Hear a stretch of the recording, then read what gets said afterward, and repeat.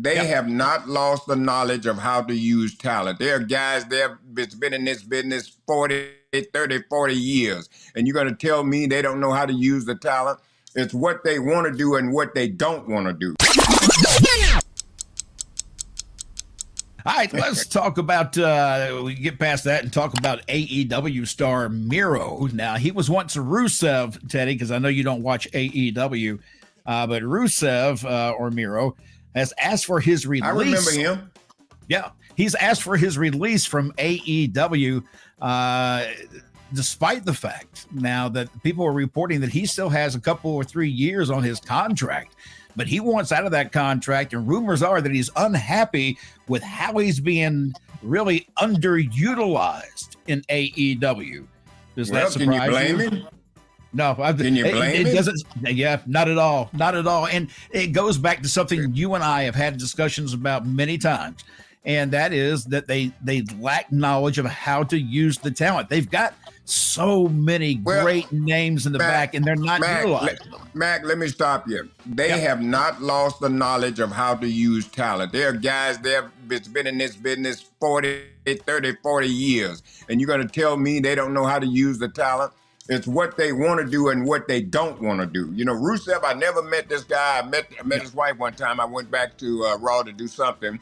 But as far as I know, I never heard anybody say anything bad about him. You know, he was always nice conversation, but I don't know what's really going on. He could be a part of it too. You know what I mean? He may be hard to deal with. I don't know that, but like I said, I'd blame it basically on AEW. Yeah, and with AEW, I watched that, and so when he came in, I thought it was really good. I thought he came in with a good, strong look, like he was ready to just beat the ever-living hell out of somebody. He came in like a star, as you were talking on another show recently. Maybe that's why they're not using him. Well, I still think it goes down to the fact, Teddy, I don't think it's that they have enough AEW homegrown talent, which for whatever reason controls everything that you see on TV, it seems like. But when anybody new comes in, they're usually bigger. When they come from WWE, their size is twice the size of some of the guys you have in AEW, not just in the height, but in the width, the muscles, everything. So when you get guys like Miro coming in, against guys like Sammy Guevara, let's say, Sam, you don't know Sammy, but Sammy reminds me of one of the high school I've kids. seen him. Yeah, he's not a real big guy, but you get him in the ring with Miro, and Miro just dwarfs him. It's like looking at Andre the Giant, and Hulk Hogan in difference in size, because there's that much difference. I just don't think that those big guys like him, Wardlow, and others have the opportunities in AEW because the rest of the talent is too small. I don't know if that makes sense, but. Well, I can't say that they're too small because look at Rey Mysterio. Yeah, but how many Rey Mysterios can you have on one show, though, Teddy? Well, I understand that too, but I mean, I don't want to say that they're too small because it's how you're being used. When you go out there and do a wrestling match, that match is already, you're told from beginning to end. So there's always somewhere you can work in spots for the little guy to make him look good, you know what I mean, against the big guy. Then finally, when it's time to go, the big guy shuts him down.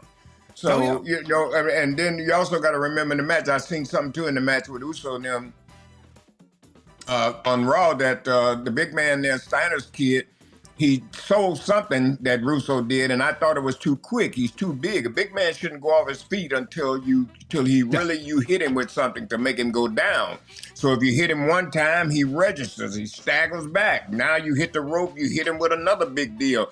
Now he's wobbling a little bit more. Now you see he ain't going. So this time you hit, you got to take him down. So you hit with full force. Boom, big man down. So he worked for that. So that's how you got to make people believe. Well, that'll come with experience too. The longer he's in that ring, because he's still really so young in that ring. But that's the kind of stuff.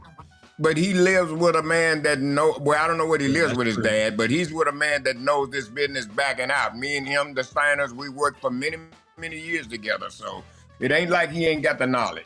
But sometimes you can forget in there. He looks so much like his dad and so much like his uncle. It is unreal. I mean, just unreal. He did, man. I was looking at him the other night. He looked just like his daddy, Rick. It was unreal. You think you know all the wrestling stories? There's more you haven't heard yet. Join us on Backstage Pass. Here, in some shocking news, Teddy, real quick, we still got a couple of minutes. And I don't want to ruin your night, and I really don't want to, but this is horrible news. Something you will never think would have happened. Ric Flair has announced that he and his current wife, Wendy, are now separating, and he asked everybody for thoughts and prayers, and he wishes her the best. So, surprise, surprise, Ric Flair getting divorced from Wendy. Well, I don't know why this. Like I said, it's not going to ruin my night. I could care less. But with him, I have no comment. Yeah, I don't think when I saw that and I saw in the news, I was like, it's not a big surprise. I'm sorry to hear it. Okay, move on to the next thing. She's probably like a lot of us. She's had enough. Oh, that's my guess. I fully expect that she has had enough, and that was that. I've seen him have comments on different interviews that he does where he says that sometimes she has to go somewhere else and spend some time somewhere else because she can't be around his lifestyle, 24 hours a day. That's all. If that's the case, it was never going to work anyhow. Well, what is his lifestyle? 24 hours a day. That's what I'd like to know. Ric Flair is Ric Flair all the time, I think. He just can't turn it off. He still loves the drink, allegedly, according to reports. And he drinks quite a bit and has a good time. And I think he's even said himself that he doesn't care. It's the end of his life. That's how he's going to live it. And he's just going to go out enjoying what he enjoys. Well, my thing is like this, man. God bless him. And all I can say is I know when to take the cape off.